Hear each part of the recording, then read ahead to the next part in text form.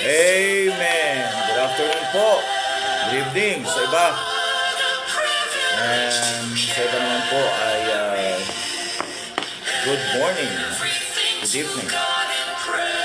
Ito po ang inyong lingkod, Pastor Jonathan Pascual, coming to you live from King James Bible Baptist Church, San Vicente, Tarlac City. So this is another episode of the book of John. So we're going to deal with another chapter. So after po ng music natin, we're going to pray para po simulan po ang ating pong pag-aaral ng salita ng Diyos ngayon po hapon ito.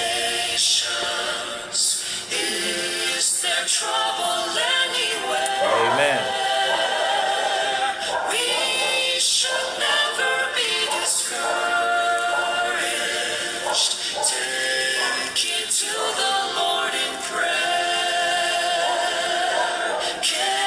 Amen. Praise the Lord, Brother Clark Tabios.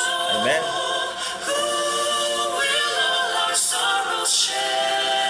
Amen. Good evening po sa lahat. Mula po sa King James Bible Baptist Church. Amen. Praise God.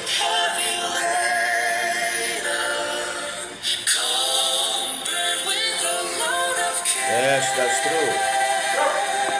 Precious Savior, still our refuge. Take it to the Lord in prayer.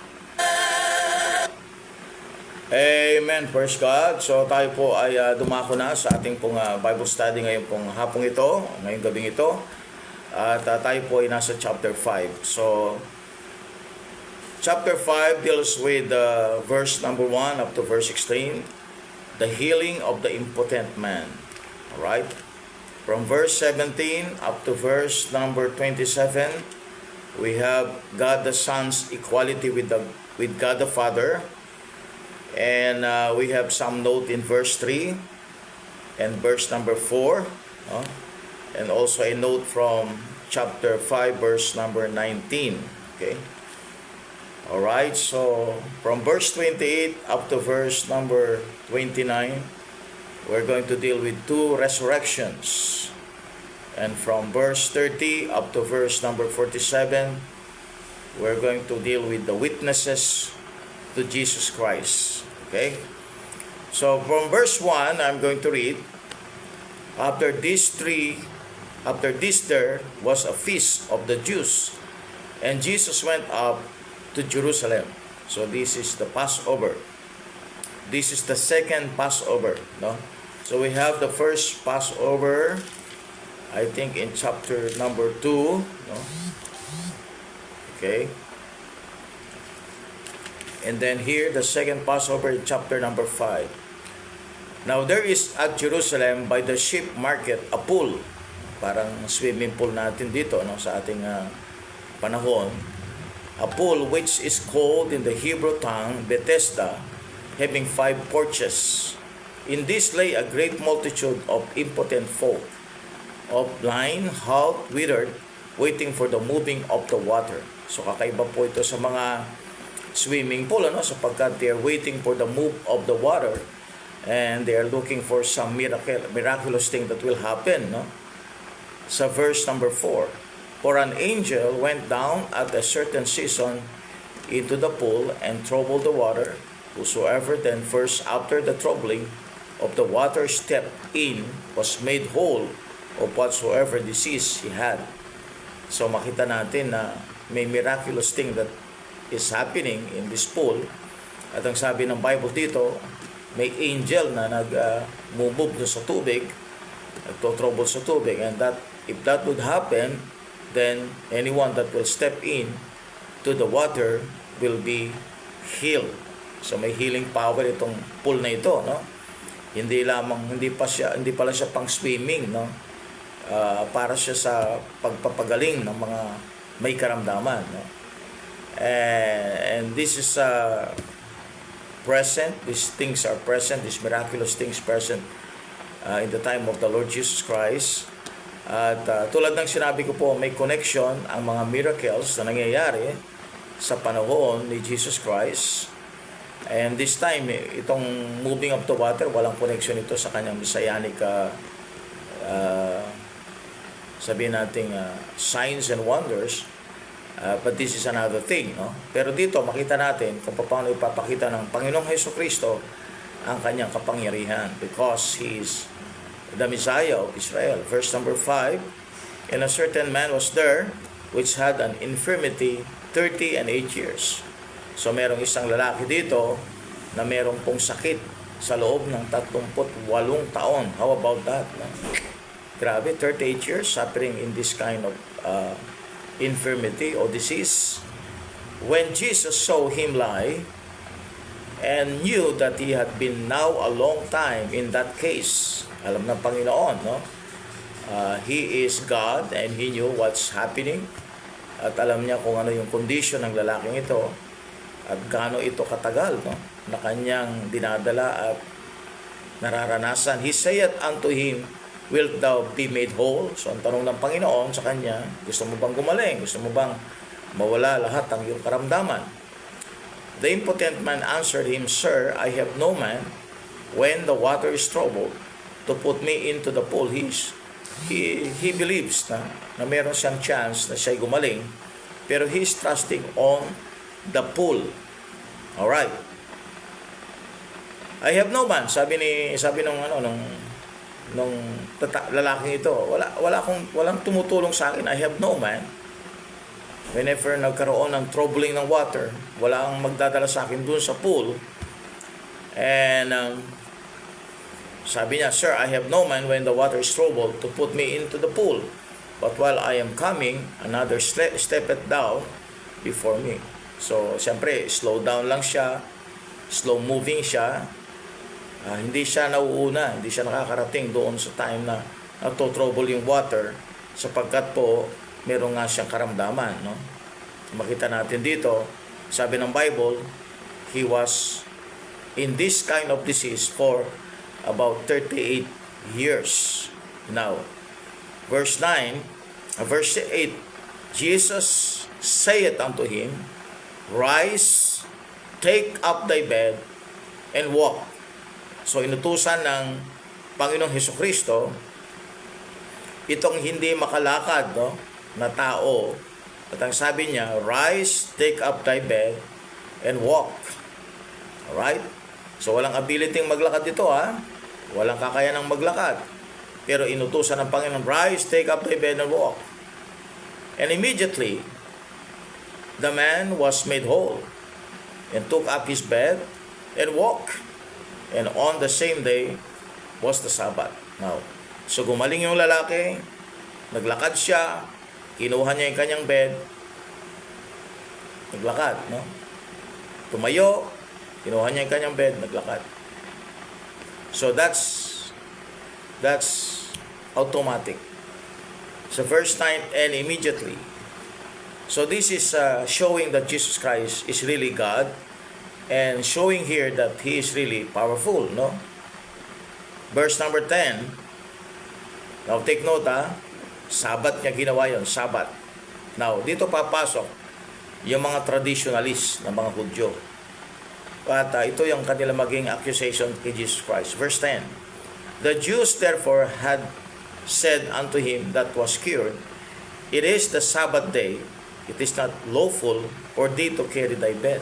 Ang may kasalanan, ang tinuturong may kasalanan dito, yung lalaki. Kasi nga, buhat-buhat niya yung bed niya at hindi daw lawful for thee to carry thy bed. Of course, hindi nila alam kung saan siya galing, no? Binubuhat niya yung bed niya. Hindi nila alam kung saan siya galing. Hindi nila alam na itong taong ito, for 38 years, he is suffering, he cannot stand, he is just in his bed, and he was cured. Hindi nila alam, yun ang nangyari. The Jews therefore said unto him that was cured, It is the Sabbath day, it is not lawful for thee to carry thy bed. He answered them, He that made me whole, the same said unto me, Take up thy bed and walk. Sabi niya, yung nagpagaling sa akin, yun ang nagsabi sa akin na tumayo ako, take up thy bed, kunin ko ang aking bed, at ako'y lumakad. So, itinuturo niya na ngayon na si Jesus Christ ang dahilan kung bakit tumayo siya, naglakad siya, dala-dala niya yung kanyang bed, no? Then asked they him, what man is that which said unto thee, take up thy bed and walk? Alright? So, hindi pa nila alam na itong taong ito for 38 years, hindi nakakalakad. And naging kasalanan niya dito ay naglakad siya, buhat-buhat yung kanyang bed sa panahon ng Sabat. And he that was healed wist not who it was. Hindi niya kilala ang Panginoon. Yung Panginoon na nagpagaling sa kanya, si Jesus Christ, hindi kilala nitong gumaling na lalaking ito. And he that was healed wist not who it was, for Jesus had conveyed himself away, a multitude being in that place. Maraming tao. At yung panahon na yon, nandun si Jesus Christ, andun din yung moment na kung saan na-meet niya yung lalaki na may karamdaman. Okay? So ngayon, no? Ito na ngayon magiging issue. At ito na ngayon ang dahilan para ma-accuse nila si Jesus Christ na hindi sumusunod sa batas. Verse 14, afterward, Jesus findeth him in the temple.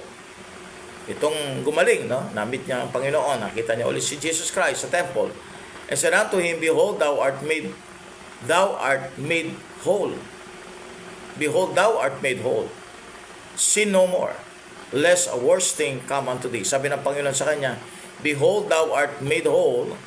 Sin no more, lest a worse thing come unto thee. Sabi ng Panginoon, ngayon nakakalakad ka na, ngayon magaling ka na, huwag ka nang gagawa ng kasalanan. Sin no more, lest a worse thing come unto thee. So, may background itong lalaking ito, kaya sinabi ng Panginoon ito, no?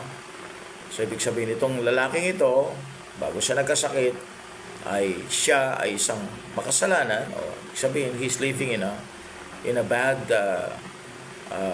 testimony of life, no? Hindi siya magandang patutuo, hindi magandang kanyang buhay. So, sabi ng Panginoon, magaling ka na ngayon, huwag ka na magkakasala, huwag ka na gagawa ng kasalanan. Alright, so verse 15, the man departed and told the Jews that it was Jesus. Sinabi na sa mga Hudyo nang nagpagaling sa akin, na nagsabi sa akin, buhatin mo ang iyong bed, lumakad ka, sinabi niya ay walang iba kundi si Jesus. It was Jesus which had made him whole. And therefore did the Jews persecute Jesus. Nagsimula ng persecution. And sought to slay him. So, hinahanap siya para siya ipatayin. No? Ang pagpatay na gagawin ng mga Hudyo dito ay stoning or stone to death. Because he had done these things on the Sabbath day. Alright? So, silipin lang po natin yung verse 3 ulit. No? In this lay a great multitude of impotent folk, of blind, halt, withered, waiting for the moving of the water. So, yung time na yon, so verse 3 and 4, for an angel went down at a certain season into the pool and troubled the water. Whosoever then first after the troubling of the water stepped in was made whole of whatsoever disease he had. So verse 3 and 4 are a famous disputed passage in John's Gospel based on the Alexandrian manuscripts, Sinaiticus and Vaticanus. Alright, if you have all the facts, there is nothing to dispute. For a complete discussion of these things, no? You have a book entitled Believing Bible Study by Dr. Edward F. Hills. No? So siya ang nag-discuss kung bakit ito po ay isang dinidispute po nila ito na dapat ay hindi part ng Gospel ng chapter 5 of Book of John. Kaya makita ninyo sa modern Bibles, wala itong verse na ito. At wala itong verse number 4. No? They have number 4 pero missing, walang laman yung verse. Okay, so isa yan sa omission, no? Sa mga modern Bibles. So, naintindihan natin yung naging narrative.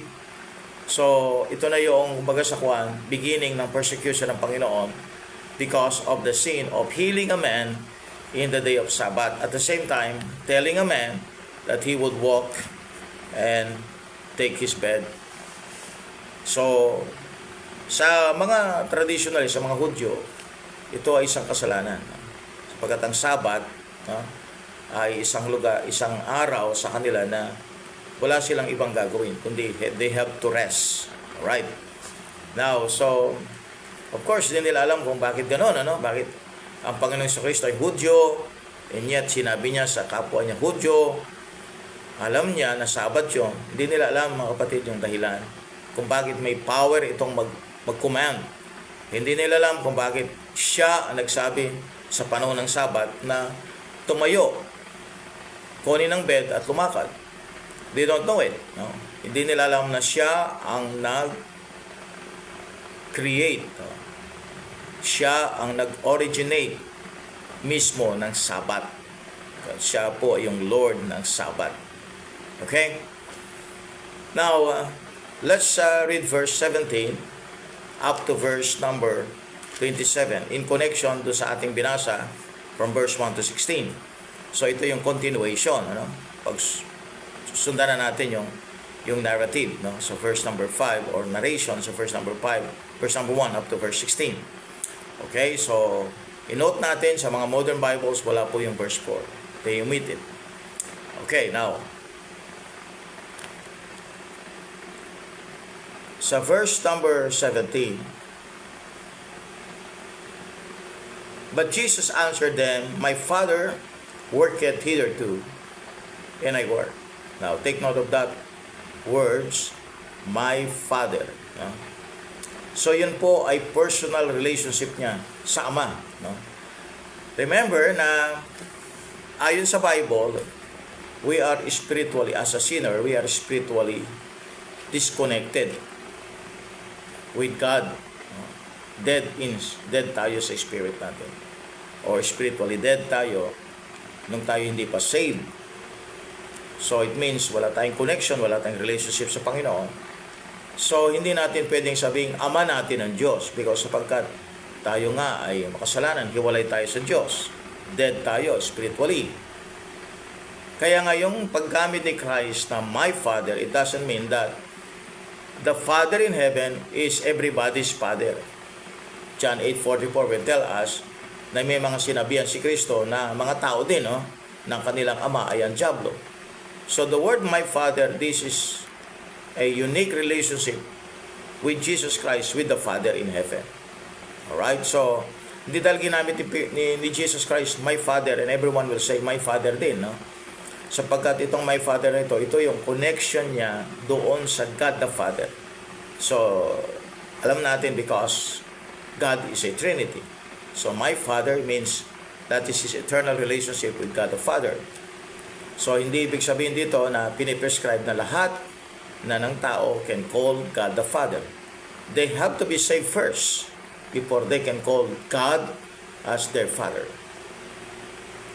Okay, so meron po kasing doctrine na mga ibang mga religion, they call it the fatherhood of God. No? The fatherhood of God, and they have also a belief that everyone is related. So yun tinatawag nilang the brotherhood of man. No? So wala pong ganon, mga kapatid, kung Bible po ang ating pagbabasihan. Hindi po tayo magkakapatid lahat. Maybe meron tayong isang source, yun ay si Adan, pero it doesn't mean magkakapatid po tayo sapagkat we are separated to each other by virtue of blood relationship na kung saan po galing tayo po sa ating mga magulang. So doon pa lang magkakaiba na tayo. So hindi lahat po magkakapatid sapagkat spiritually speaking, yung iba po anak ng Diyos, yung iba anak ng diablo. Hindi pwede magkapatid. At hindi rin pwedeng lahat ay anak ng Diyos at hindi rin pwedeng lahat ang ama nila ang Diyos. Remember that, no? So, my Father here is a spiritual, special relationship with God the Father, wherein Christ and the Father is one, no? One sila. Verse 18. Okay, verse 18. Therefore the Jews sought the more to kill him, because he not only had broken the Sabbath, but said unto that God, he said also that God was his Father, making himself equal with God. As I have told you, ito ay isang special call, no, sa Ama, which would equal to Jesus Christ as God also, sapagkat tinawag nga niyang Ama ang Panginoon, ang Diyos. Okay? So, sabi ng Bible,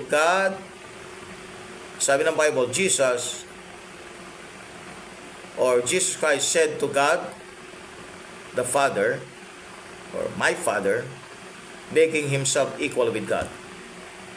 So, yung Son of God, yung title ng Son of God, yan ang ibig sabihin nun, deity siya, Diyos siya.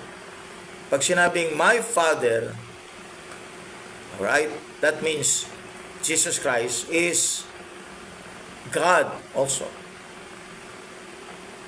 So, yung tawag ng Bible na Son of God kay Jesus Christ, yun ay title ng Diyos. Alright? Diyos siya. No? Ibig sabihin nun. Pagka binabanggit ni Kristong my Father, ang tinutukoy niya doon, na meron siyang relationship, spiritual relationship sa Diyos Ama. Na ang point dito, ang mga Hudyo, alam nila, isa yon sa isang kasalanan. Isang blasphemy yun. Kung si Kristo ay hindi tunay na Diyos. But here, sapagkat alam natin na si Kristo ay tunay na Diyos, wala siyang naging kasalanan dito. Nung tawagin niyang my Father ang Diyos, at sinasabi niya dito, alright, implying here that He is equal with God. Alright, so verse ito, para patunayan natin na Jesus Christ is God, also, patunayan natin may Trinity with this verse, John 5, verse 18. So take note of this verse. Whenever you are trying to explain about the deity of Christ, then go to this verse of chapter 5, verse 18. Verse 20, for the Father, capital F, for the Father loveth the Son, capital S, and sheweth him all things that himself doeth, and he will shew him greater works than these, that he may marvel, that she may marvel. So this is actually telling, alright, his audience that he is God. Amen. Ito rin po yung nagiging lead natin, mga verses na nagiging lead natin para po magkaroon ng construction of belief na mayroon talagang Trinity. No? For the Father loveth the Son, and sheweth him all things that himself doeth, that he will shew him greater works than these, that ye may marvel. For as the Father raiseth up the dead, and quickeneth them, even so the Son quickeneth whom He will. So yung nag-raise sa dead, yun ay walang iba kundi yung Ama, at the same time yung Anak, at the same time yung Holy Spirit. So yung nag-raise kay Christ, yung Ama, Anak, sapagat sabi ni Kristo, I will raise it up after 3 days. Yung Ama, yung Anak, at saka yung Holy Spirit. So yung raising ng dead, yung resurrection, alright, ni Christ, at resurrection ng lahat ng mga believers, sa darating na panahon, ang tatrabaho niya sa resurrection na yan ay yung the Father, Son, and Holy Spirit. Sabi niya, for as the Father raiseth up the dead and quickeneth them, even so the Son of Man, the Son, capital S, quickeneth whom He will. So once you go to John chapter 2, makita natin na ito'y kanyang sinabi din, tungkol naman sa kanyang katawan. Now, he is telling, the people recognize, parang na-understand nila na ang tinutukoy niya dito, yung temple. Pero hindi nila alam, ang tinutukoy niya dito yung body niya. At kung niyo makikita, sa verse 21, na yung kanyang itatayo muli, after 3 days, hindi nila alam na ito ay ang kanyang katawan. But he spake of the temple of his body. John chapter 10 verse 18, binanggitin po yung kanyang pagkabuhay na muli. So John 10:18. So makita ninyo yung Father is involved, yung God the Father is involved, yung Son is involved, and the Holy Spirit is involved in the resurrection of Christ. Okay? Because yung God ang siyang nagbuhay muli kay Kristo. Sino yung God na yon? Yun yung Trinity. Okay? So, kapag na-explain pala natin ang Trinity sa mga tao, you can use these verses that will tell us na ang resurrection ni Jesus Christ was done by Jesus Christ, was done by God the Father, and was done by the Holy Spirit. Romans chapter 8, yung sa Holy Spirit, no? So there is Trinity. No? God exists in three persons. They're all equal in power as in essence, as also in essence. Alright, so let's continue reading. John chapter 5, verse number 20. For the Father loveth the Son, and sheweth him all things that himself doeth, and he will shew him greater works than these, that he may marvel. For as the Father raiseth up the dead, and quickeneth them, even so the Son quickeneth whom he will. For the Father judgeth no man, but hath committed all judgment unto the Son. Kaya ito, diretso po itong binasa sa verse 22, diretso ito, connected ito sa Revelation 20, na yung sa white throne judgment, yung mag-judges doon, walang iba kundi si Jesus Christ. Sapagkat binigay ang judgment sa anak. No? So, dalawa po yung position ni Christ. Siya ay Savior, at the same time, siya ay Judge. Siyang Savior ngayon, no? Sa church age. But kapag dumating na tayo doon sa white throne judgment, after the millennium, hindi na po siya Savior doon. Siya ay Judge. He's going to judge you. If you rejected Him, you will be judged by Jesus Christ. Better to accept Him now and believe Him. Verse 21, But for as the Father raiseth up the dead and quickeneth them, even the Son quickeneth whom He will. For the Father judgeth no man, but hath committed all judgment unto the Son, that all men should honor the Son, even as they honor the Father. He that honoreth not the Son honoreth not the Father, which hath sent him. So you see the equality here, right? Sabi niya, honor the Son and honor the Father. See the equality there? So you have to honor the Son, and also you honor the Father. Okay, that's equality. Verse 24, Verily, verily, I say unto you, he that heareth my word, and believeth on him that sent me, an everlasting life, and shall not come into condemnation, but is passed from death unto life. So if you're going to receive the Father, you have to receive also the Son. To gain eternal life, you have to believe the Father, that He sent His Son, and that Son died on the cross for our sins payment. So yan po yung paraan para mawawala ka doon sa condemnation o sa kahatulan ng Diyos. Sabi ng Bible, Verily, verily, I say unto you, he that heareth my word and believeth on Him that sent me, had everlasting life, and shall not come into condemnation, but is passed from death unto life. So that's eternal security in the book of John, chapter number 5. No? So yung nando na sa kabila, o yung saved na, no? Yung nando na spiritually doon sa kapangyarihan ng Diyos, harian ng Diyos, hindi na yan babalik. Wala nang balikan, no? Walang vice versa. So you are permanent with God, you are permanent with your relationship with Jesus Christ. You have permanency of your salvation, because your salvation is eternal life. Okay? Hindi pwedeng maputol, eternal life. And they that hear shall live. Sabi niya, Verily I say unto you, the hour is coming, and now is, when the dead shall hear the voice of the Son of God, and they that hear shall live. For as the Father hath life in Himself, so hath He given to the Son to have life in Himself. And hath given Him authority to execute judgment also, because He is the Son of Man. No? So, siguro kung wala tayong previous na mga verses na alam natin kay Jesus Christ, so baka dito parang maisip natin si Kristo ay either hindi siya Diyos o kaya lesser God siya. Sapagkat nakalagay sa verse 26, For as the Father hath life in Himself, so hath He given to the Son to have life in Himself. So yung buhay ni Kristo galing lang sa Ama. Alright, verse 27. And hath given Him authority to execute judgment also, because He is the Son of Man. So He's going to execute judgment. When He was born here on earth, something happened about this equality. No? Yung equality kasi, si Kristo kinuha niya yung human form. Nagsabit siya sa Ama. No?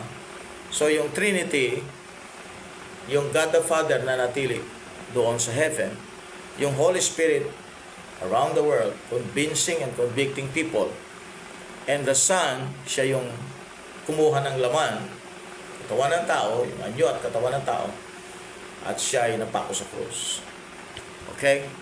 So you have to believe both. You have to believe the Father, the Son, and the Holy Spirit.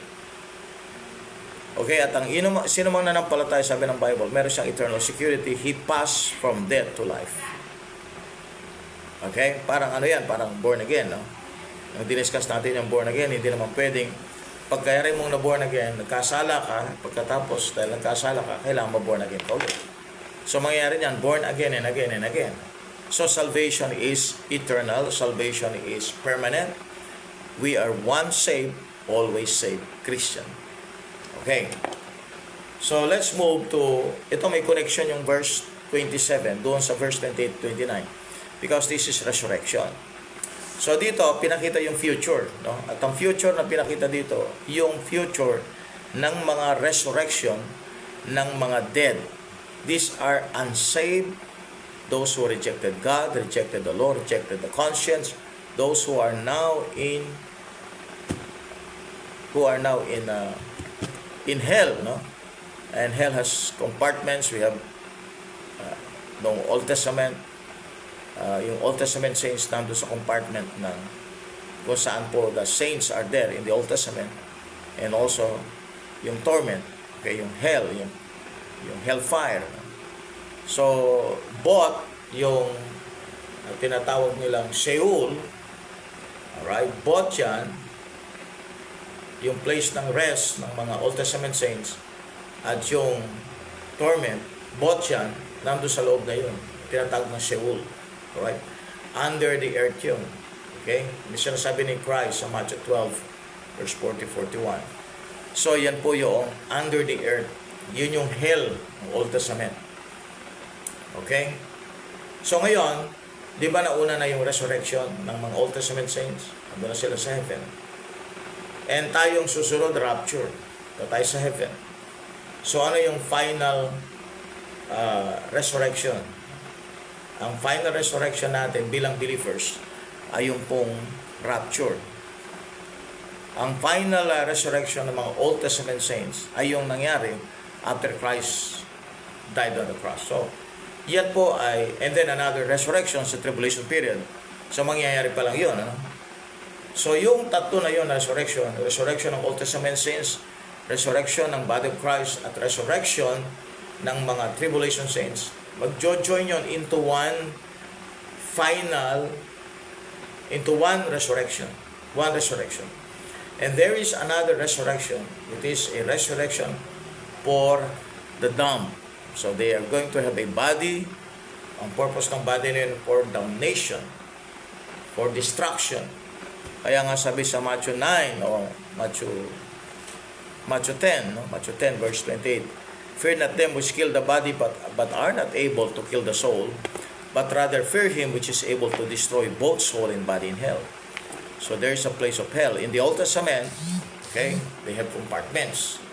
They have what we call a place for rest for the Old Testament saints. Tinatawag din siyang Abraham's bosom. No?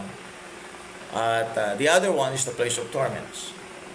So nung si Jesus Christ ay nag-resurrect, itong mga Old Testament saints na ito nag-resurrect.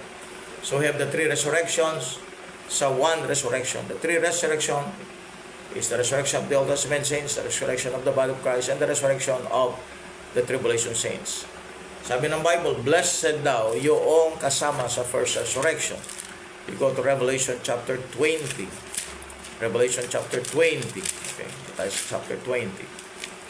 Alright, so nakalagay dito, verse 6, Blessed and holy is he that hath part in the first resurrection. On such the second death hath no power, but they shall be priests of God and of Christ, and shall reign with him 1,000 years. So blessed, bakit? Because ang last resurrection Di ba nangyari ng resurrection Old Testament saints, tribulation saints, as well as those people in the church age, no? And maybe some portions of that, yung resurrection ng mga nasa millennium, okay? Pero sabi niya, mapalad yung kasama sa first resurrection. Sapagat yung second resurrection, it is a resurrection for those people who are spiritually dead. So they're going to have a body prepared for them.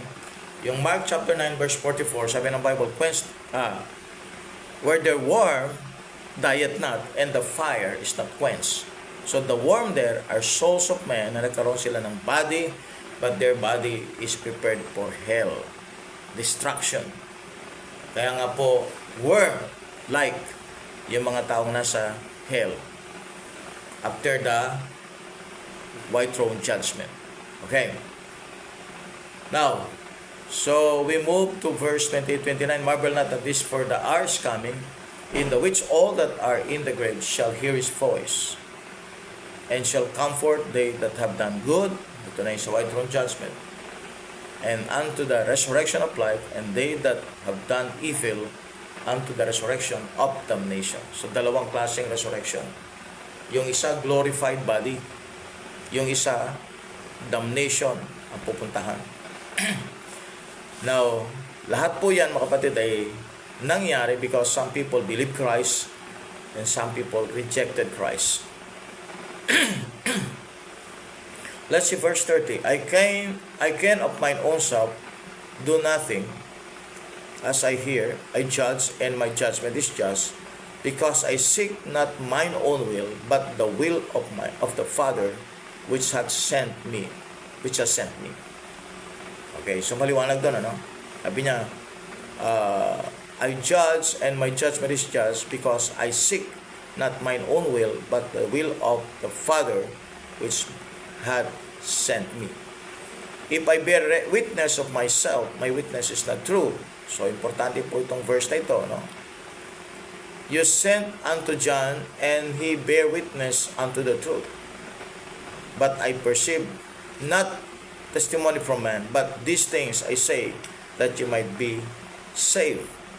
He was a burning and a shining light, and ye were willing for a season to rejoice in his light. But I have greater witness than that of John, for the works which the Father hath given me do finish. The same works that I do bear witness of me that the Father hath sent me. Okay. So, sinasabi ni Jesus Christ yan, he is settled with his calling. And the Father himself, which hath sent me, hath borne witness of me. Ye have neither heard of his voice at any time, nor seen his escape. Okay? So that's God the Father. Hindi pa daw siya nakita. No? Si Moses, nakita niya yung likod ng Diyos. Pero dito, sabi na, you have neither heard his voice. So we have the word of God. We have the written word of God. Walang voice ito. Ang voice na ito galing sa Diyos. So what we have is ink and paper, no, in this book. But since this is God's book, it is also living. Tulad ng Diyos buhay, at sino mang kanyang niligtas ay mabubuhay. So ibig sabihin, this Bible is living. It is alive. And the Father himself which has sent me hath borne witness of me. Ye have neither heard his voice at any time, nor seen his shape.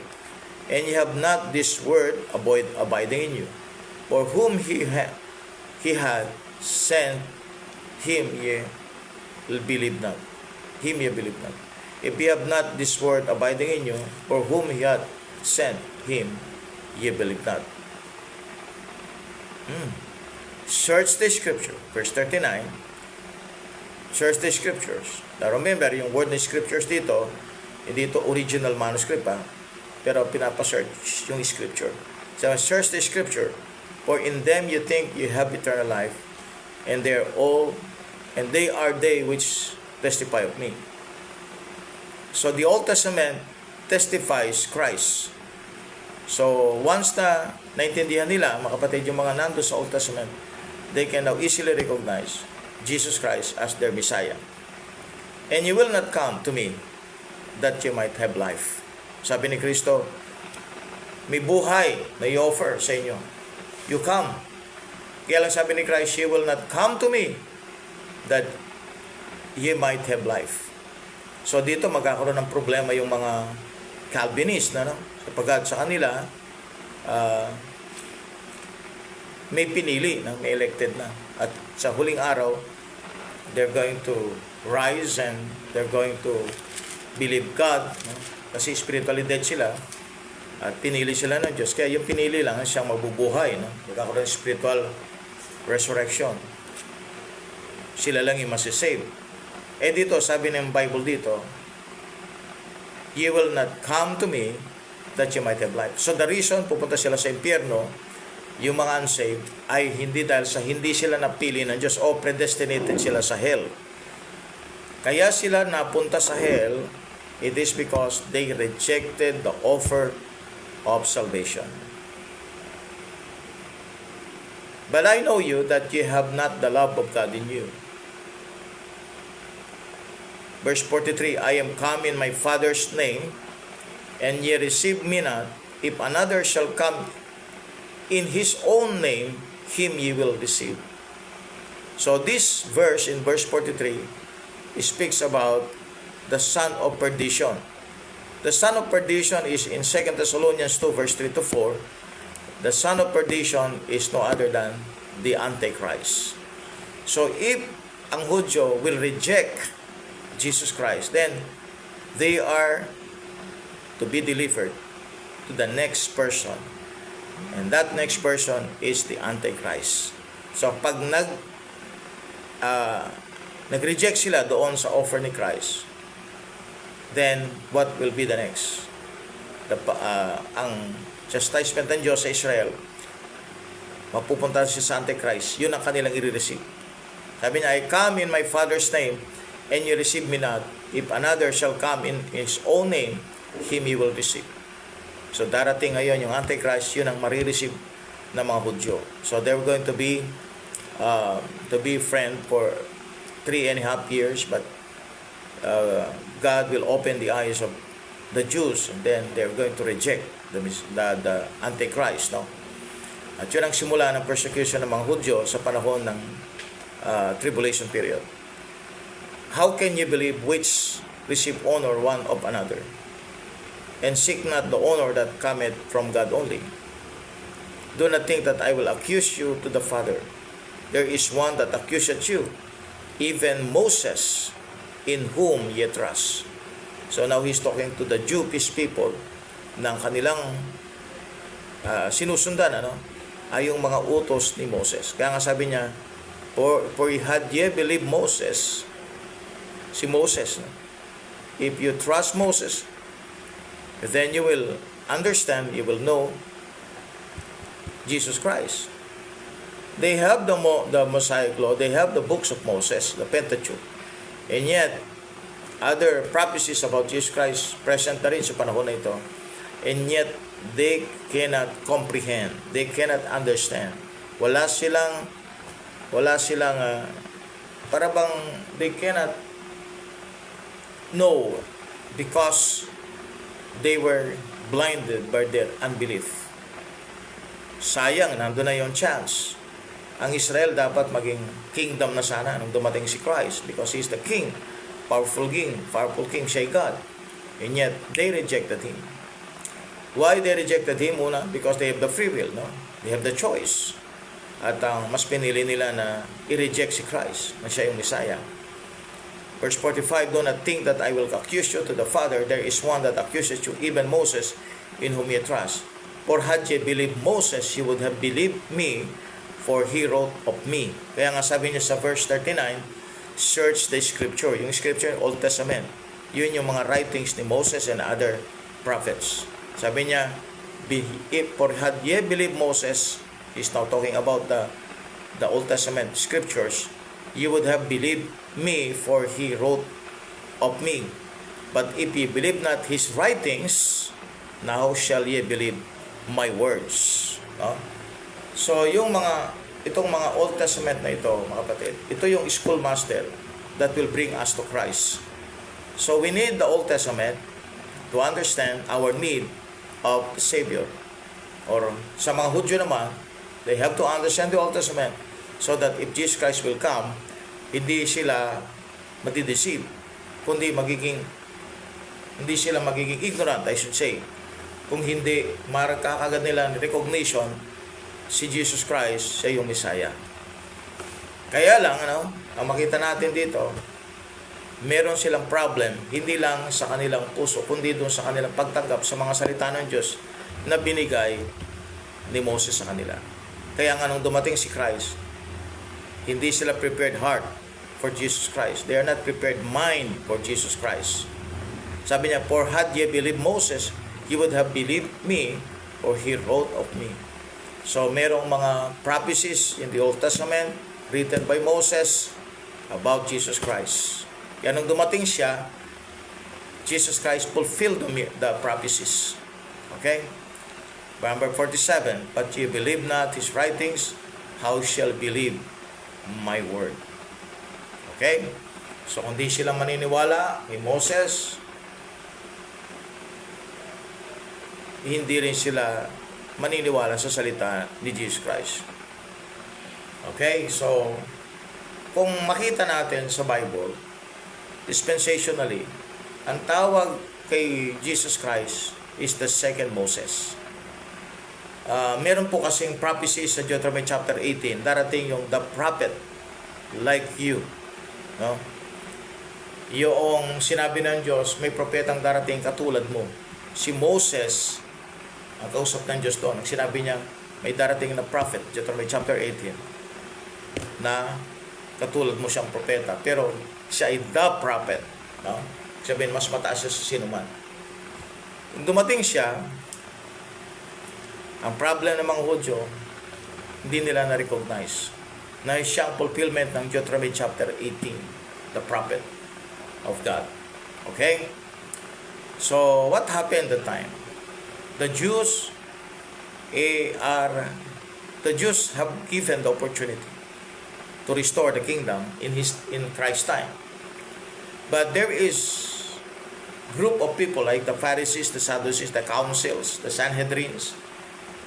They are trying to discourage the people na hindi si Kristo, bagaman nakakita na sila sa katutak ng miracles, patuloy pa rin pinangangarap na hindi yan ang Messiah.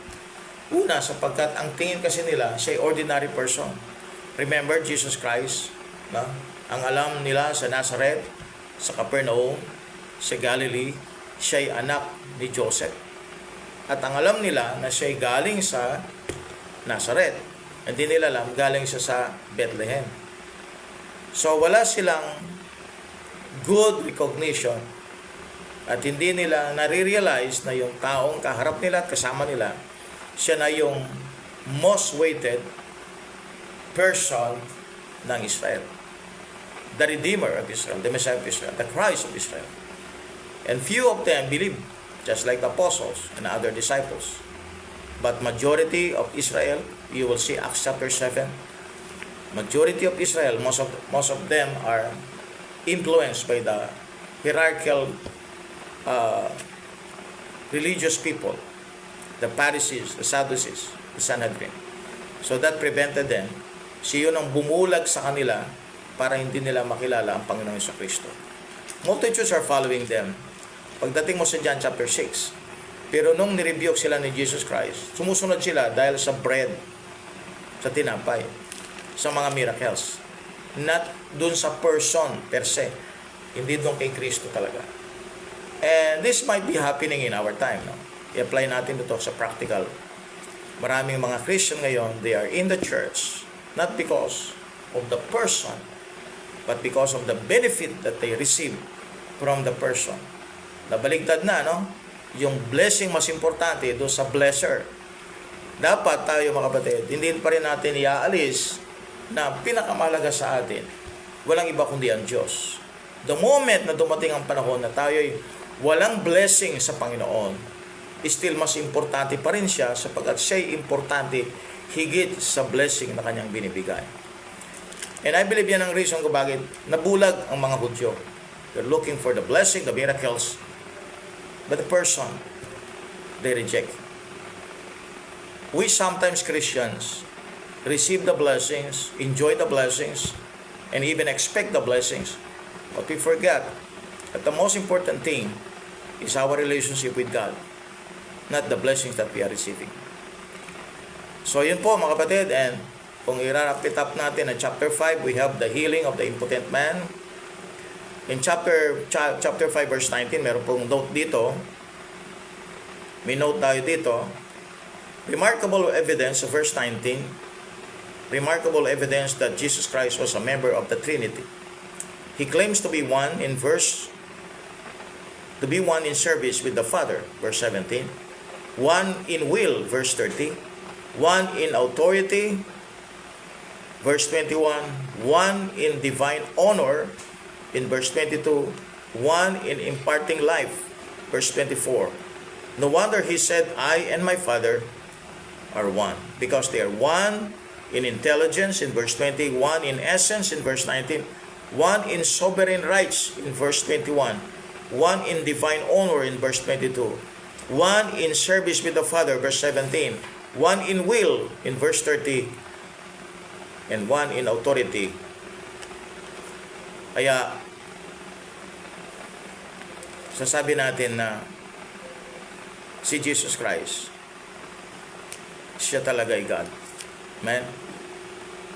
Kaya, na-miss ito, no?